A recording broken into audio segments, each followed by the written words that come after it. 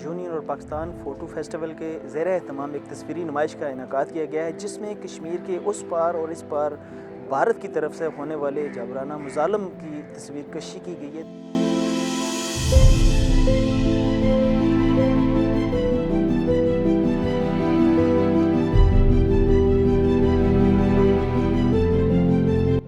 Well, I feel very happy and I'm very humbled to have the opportunity to share my work with the people in different cities and mainly with the Kashmiri people.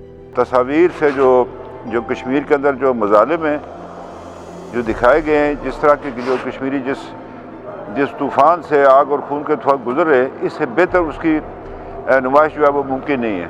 An exhibition about Kashmir, showing the photos of documentary photographer Cezri Kerbahail. He is exposing his work with pictures. My message for the European and for the European institutions and for the world, that please don't turn away your eyes from Kashmir, because the people in the occupied Indian occupied Jammu and Kashmir, they are suffering. So please help them.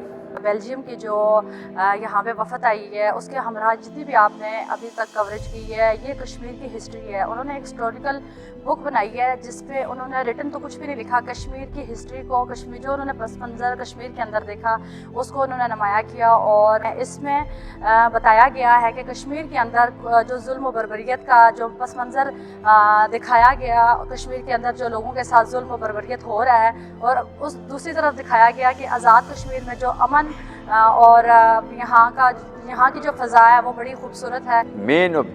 مین مقصد یہ ہے کہ جو پاکستان کا موقف ہے، جو کشمیریوں کا موقف ہے، کہ بھارتی جو حکومت ہے، ہندوتا پاور جو ہے مودی کی، وہ جس طریقے سے مقبوضہ کشمیر کے اندر ظلم کر رہے ہیں، اس کو دنیا کے سامنے لایا جا سکے۔ یہاں پر آئے ہوئے غیر ملکی صحافیوں کو یہ کہنا تھا کہ ہمارا یہ تصویریں بنانے کا مقصد اور اس نمائش کا مقصد یہ تھا کہ ہم دنیا کو بتا سکیں کہ بھارت کشمیریوں کے اوپر کتنا ظلم و ستم کر رہا ہے۔